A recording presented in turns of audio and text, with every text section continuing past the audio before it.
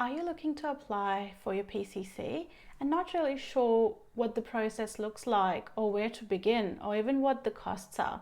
Well, you're in the right place. In this video, I will walk you through step-by-step process of applying for PCC from Australia. It basically is a 5-step process. In addition to these 5 steps, I will also be covering some tips at the end of this video and speaking to some of my experience as I've applied a couple of them in my time.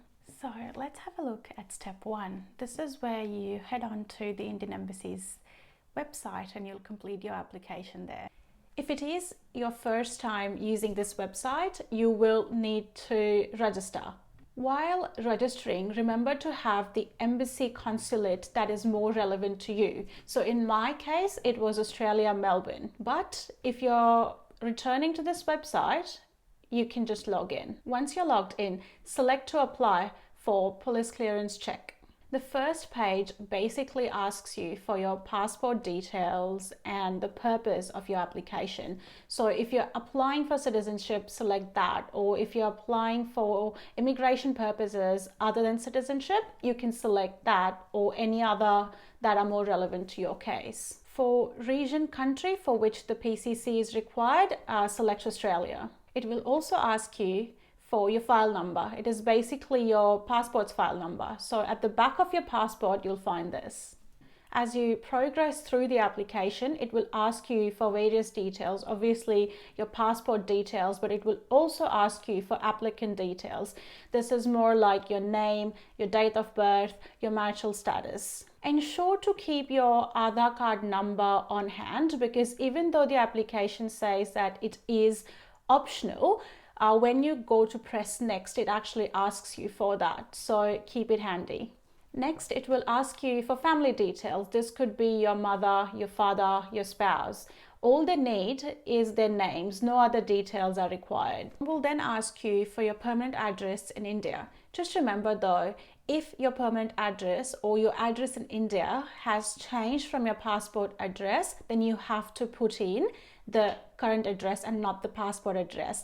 What to do in this situation and what's required, I'll talk to that later in the video. It also asks for a phone number. At that point, I didn't have an Indian phone number, so I just put my Australian one and haven't had an issue.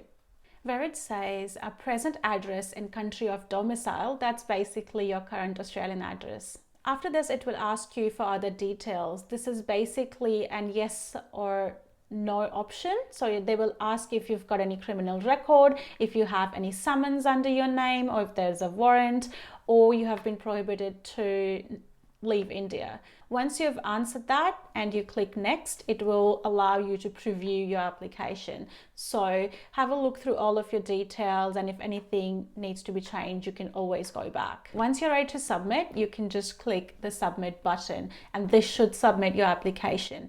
Do remember that you do have to print out this application. So once you've submitted, go back to your home page, select the application that you want to print.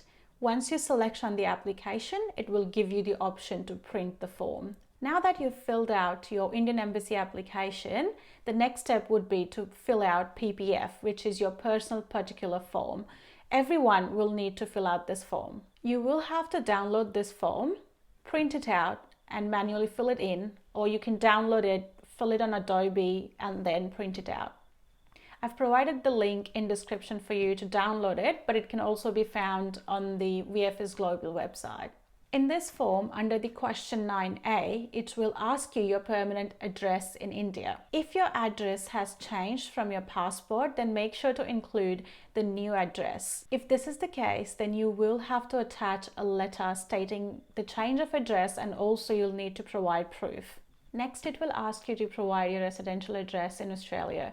If you've lived at this address for less than 1 year, then you will have to provide previous 2 addresses. I've only stated them in my applications and I haven't done anything more, and there hasn't been any issues so far. You'll also need to provide 2 references from India. I was told that these references need to be within 5-kilometer radius of the address that you're stating in the application. So just something to be mindful of. Once you have completed this form, please print it out and sign it. Step 3 is to organize your photographs. So basically you will need 2 photographs for this application. 2" by 2" photographs. I just got mine clicked at Ozpost. When they did ask me for the photograph sizing, I just showed them the Indian application form that I had printed out that actually has the sizes on it. If not, then you can see the sizing on the screen now. You will need one for the application form and one for PPF. The sizing for the photograph on the PPF is a little bit skewed, but I just stick mine on top of it and have never had any issues. Now, step 4 is filling out your PCC checklist. Everyone will need to do this. First question that it asks is, have you filled out the Indian Embassy application form? So that's a tick. We've just seen and printed out the personal particular form in the previous step, so that's a tick under you as well. And you will need to submit your Indian passport in its original format, so that's a tick as well. How you submit it depends on the mode of application you choose, which we will be discussing next. Now that you've got most of your documents sorted, it's time to think about how you will apply. There's 2 ways you can do this. You could either apply by post or you could go for an in-person appointment to VFS Global. Regardless of how you're applying, you will still need to print out your Indian Embassy application, your PPF, your PCC checklist, and any other letters or proofs that you have. The only difference between applying by post and applying in person is that if you're applying by post, you will need to send out all the printouts plus your original passport as a part of that package to VFS Global's PO box. Depending on which state you are, the address for the PO box will definitely change.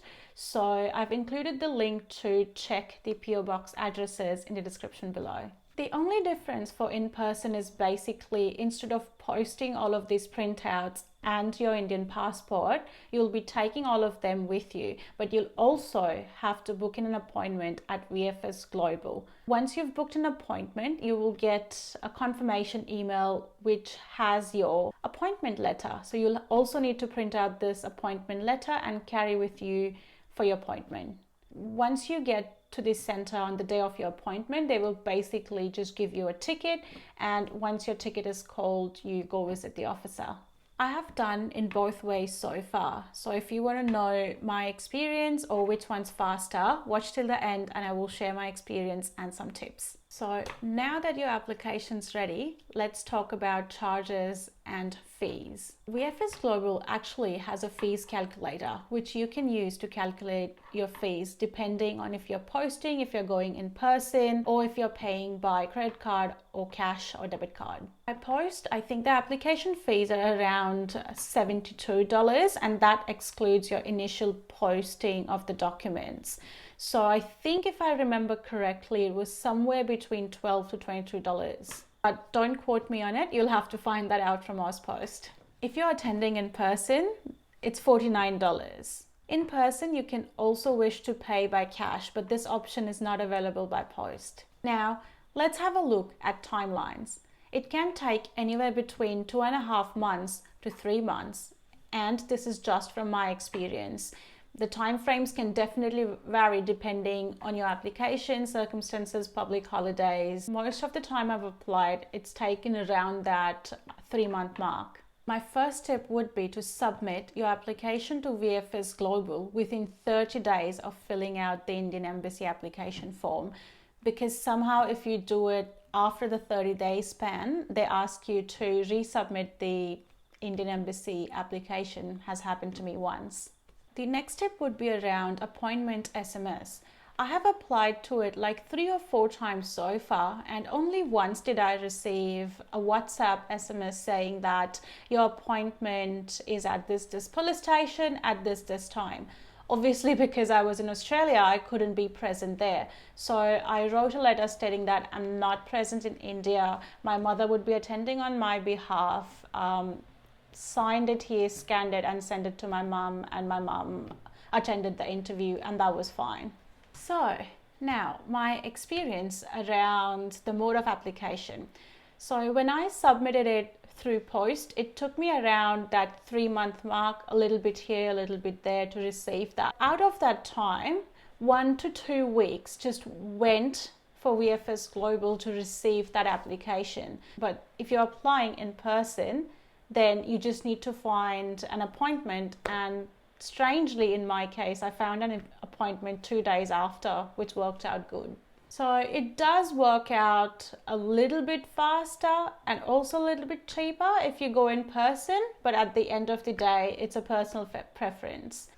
Hey there, I'm Suraksha. Welcome to Life in Kangaroo Land. Don't forget to like and subscribe below.